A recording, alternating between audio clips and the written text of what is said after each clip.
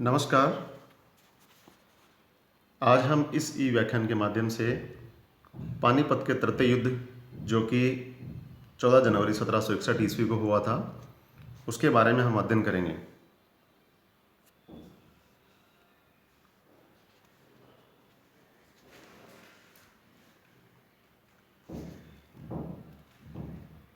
बालाजी बाजीराव के समय की प्रमुख घटना पानीपत का तृतीय युद्ध था, जो मराठों और अफगानिस्तान के शासक अहमद शाह अब्दाली के मध्य हुआ।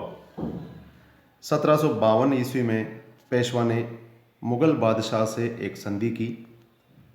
उसके द्वारा मुगल बादशाह ने मराठों को संपूर्ण भारत में चौथ वसूल करने का अधिकार दिया और उसके बदले में मराठों ने अवसर पड़ने पर मुगल बादशाह को सहायता देने का वायदा किया। इस प्रकार इस संधि से मराठे प्रत्यक्ष रूप से दिल्ली की राजनीति से संबद्ध हो गए। उस समय मुगल सरदार दो गुटों में बढ़ चुके थे, जिनमें सत्ता के लिए परस्पर संघर्ष रहता था। उनमें एक गुट भारतीय मुसलमानों का था और दूसरा गुट विदेशी, मुख्यतया तुरानी मुसलमानों का था।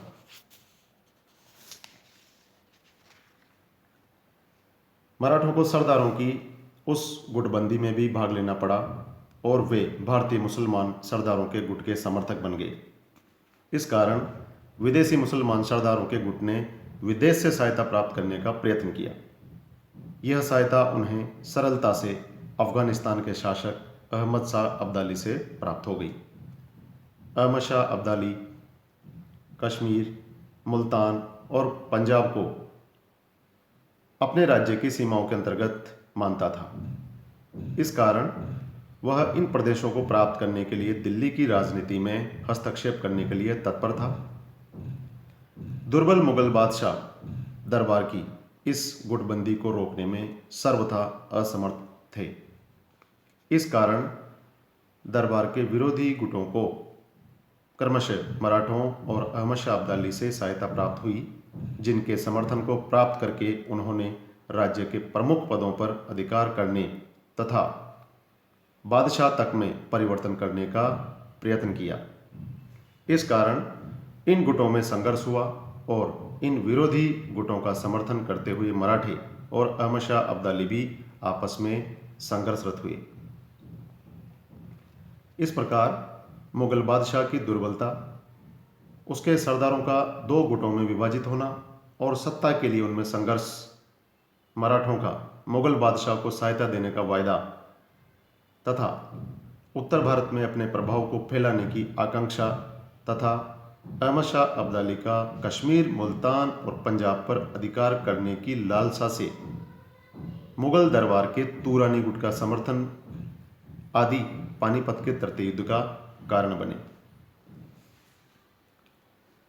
1752 ईस्वी में अहमद शाह अब्दाली ने भारत पर आक्रमण किया, जिससे मुगल बादशाह अहमद शाह ने पंजाब और मुल्तान उसे सौंप दिए थे। अब्दाली मोइन उल मुल्क को इन स्थानों का सूबेदार बनाकर वापस चला गया। 1753 ईस्वी में मोइन उल मुल्क की मृत्यु हो गई। उसकी विधवा पत्नी मुगलानी बेगम ने शासन अपने हाथों में ले लिया, परंतु वह उसको संभाल नहीं सकी।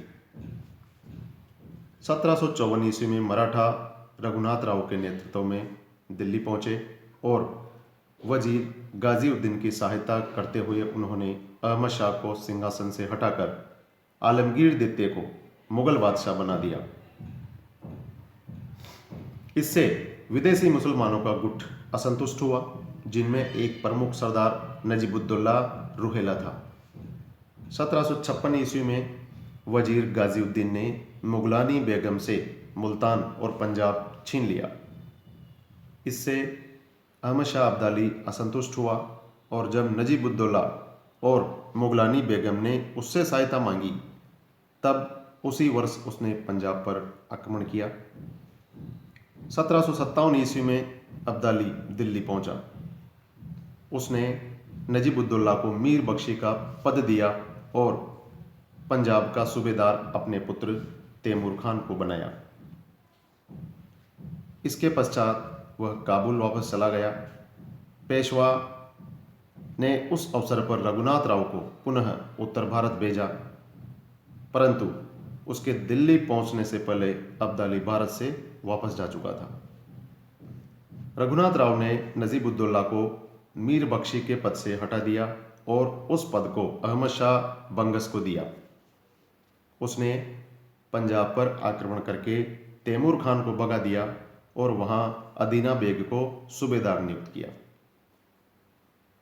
1758 ईस्वी में रघुनाथ राव पूना चला गया और दिल्ली में उसका स्थान दत्ताजी सिंधिया ने लिया। दत्ताजी ने साबाजी सिंधिया को पंजाब का सूबेदार नियुक्त किया और नजीबुद्दौला से कोई समझौता न होने पर सकरताल में उसे घेर लिया। अब्दाली इन घटनाओं से उदासीन नहीं था। उसने पंजाब पर आक्रमण किया, जिसके कारण साबाजी सिंधिया को पंजाब से भागना पड़ा। दत्ताजी ने सकरताल का घेरा उठा लिया और दिल्ली की ओर बढ़ा। जनवरी 1760 ईस्वी में दिल्ली के निकट लोनी नामक स्थान पर अब्दाली से उसका युद्ध हुआ, जिसमें उसकी पराजय हुई और वह युद्ध में मारा गया। दिल्ली पर अब्दाली का अधिकार हो गया, जहां नजीबुद्दौला आकर उससे मिल गया और उससे प्रार्थना की कि वह भारत से उस समय तक वापस न जाए जब तक कि मराठों की शक्ति को पूर्णतया नष्ट नहीं कर दिया जाए। दत्ताजी की मृत्यु का समाचार पाकर पेशवा ने एक बड़ी मराठा सेना सदाशिवराव भाऊ के नेतृत्व में अब्दाली को भारत से बाहर निकालने के लिए उत्तर भारत की ओर भेजी। अगस्त 1760 ईस्वी में जब मराठे दिल्ली पहुंचे, अब्दाली दिल्ली से हट चुका था। अब्दाली और सदाशिवराव भाऊ ने अपने अपने पक्ष को दृढ़ करने के लिए उत्तर भारत के विभिन्न सरदारों और राजाओं से सहायता लेने का प्रयत्न किया। अब्दाली ने घोषणा की कि वह स्वयं भारत में नहीं रुकेगा, अपितु उसका उद्देश्य तो दक्षिण भारत के मराठों को उत्तर भारत से हटाकर मुगल बादशाह शाह आलम को दिल्ली के सिंहासन पर बैठाना है। इस प्रकार की घोषणा किसने की? अहमद शाह अब्दाली ने की कि वह भारत में नहीं रुकेगा, अपितु उसका उद्देश्य दक्षिण भारत के मराठों को उत्तर भारत से हटाकर मुगल बादशाह शाह आलम को दिल्ली के सिंहासन पर बैठाना है।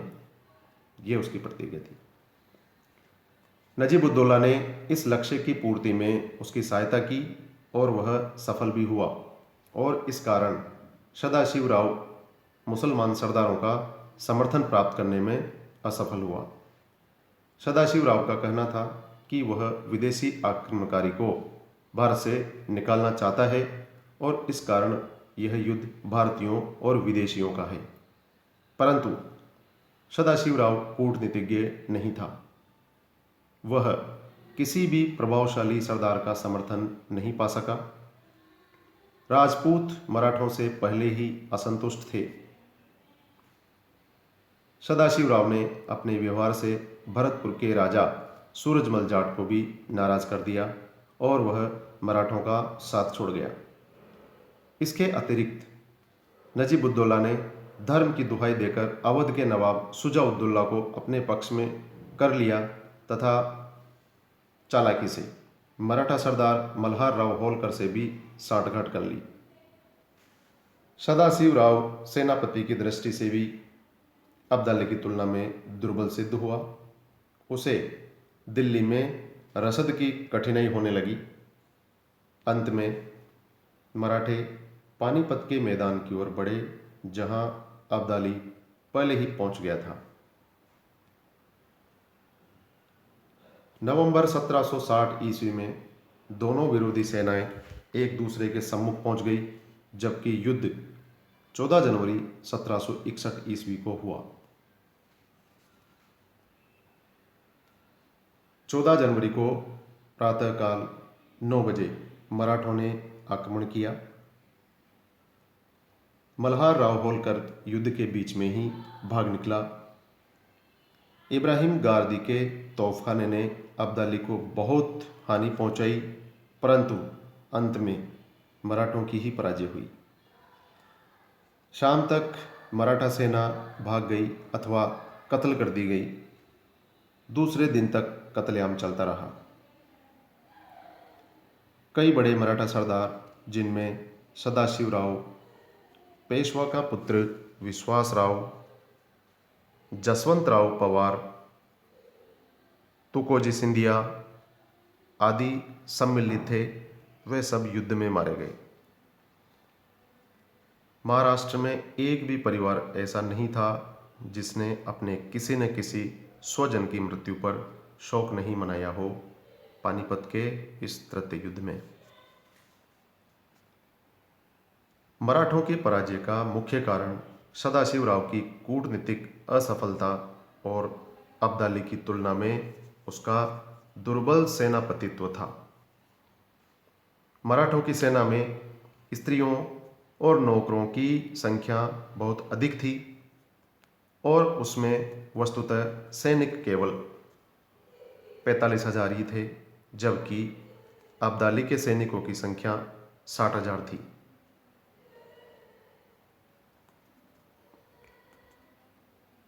सदाशिवराव ने अपने गलत सैन्य संचालन से दोआब को खो दिया और वह अपनी सेना के लिए पर्याप्त रसद नहीं जुटा सका। वह 3 माह तक अब्दाली के सम्मुख बेकार पड़ा रहा और युद्ध भी तब आरंभ किया जबकि मराठा सैनिकों को 2 माह से पर्याप्त भोजन तक नहीं मिल पा रहा था।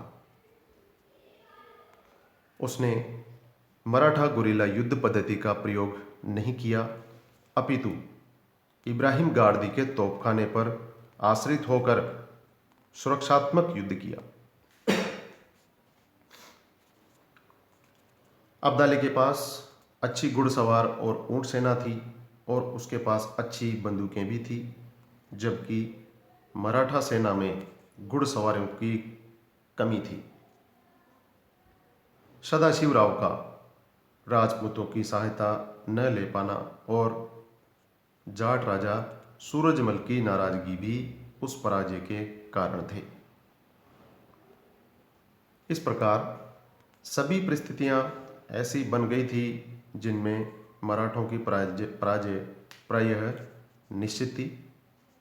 इस कारण यह युद्ध नहीं रहकर केवल मात्र हत्याकांड मात्र बनकर रह गया। पानीपत के इस युद्ध में परिणामों के बारे में इतिहासकारों में मतभेद हैं। इतिहासकार सरदेसाई के अनुसार इस युद्ध में मराठों की जनहानि अवश्य हुई, परंतु मराठा शक्ति का विनाश नहीं हुआ और न ही मराठों के उद्देश्य में ही कोई परिवर्तन हुआ। इस तरीके का विचार व्यक्त किया है इतिहासकार सरदेसाई ने, जिनके अनुसार इस युद्ध में मराठों की पराजय भी हुई, जनहानि भी हुई, परंतु मराठा शक्ति का पूरी तरीके से विनाश नहीं हुआ और न ही मराठों के उद्देश्य में भी कोई परिवर्तन हुआ। इस प्रकार से अपना विचार व्यक्त किया है इतिहासकार सरदेसाई ने।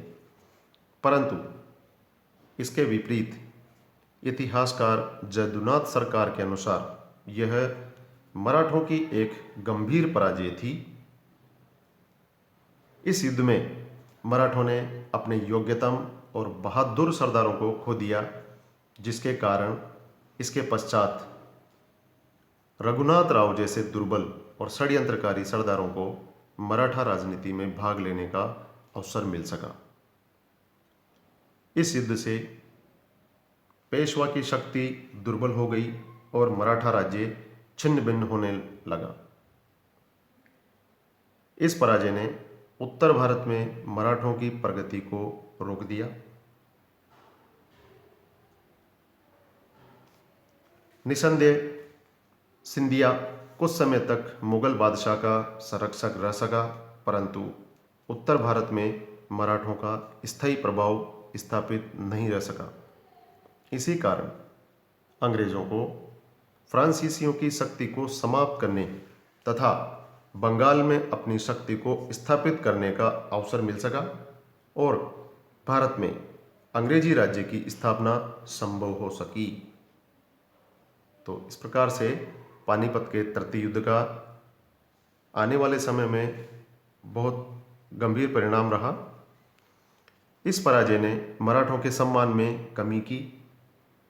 मराठा सेना इसके पश्चात अजेय नहीं रही और मराठों ने एक लंबा समय अपनी शक्ति को पुनः दृढ़ करने में लगाया, जिस समय में अन्य शक्तियों ने भी भारत में अपनी शक्ति दृढ़ कर ली थी। इस युद्ध के पश्चात मराठे संपूर्ण भारत की सर्वश्रेष्ठ शक्ति होने का दावा नहीं कर सके, अपितु भारत की विभिन्न शक्तियों में से एक रह गए थे। इस प्रकार से पानीपत के तृतीय युद्ध में मराठों की पराजय उनके पतन का आरंभ था। तो आज के इस ई व्याख्यान में पानीपत का तृतीय युद्ध, जो कि 14 जनवरी 1761 ईस्वी को हुआ, उसमें अहमद शाह अब्दाली के द्वारा मराठों को परास्त किया गया और इस युद्ध के जो परिणाम थे वह आने वाले समय में बहुत गंभीर तरीके के रहे और उसके बाद ही अंग्रेजी सत्ता की यहाँ पर स्थापना संभव हो सकी। धन्यवाद।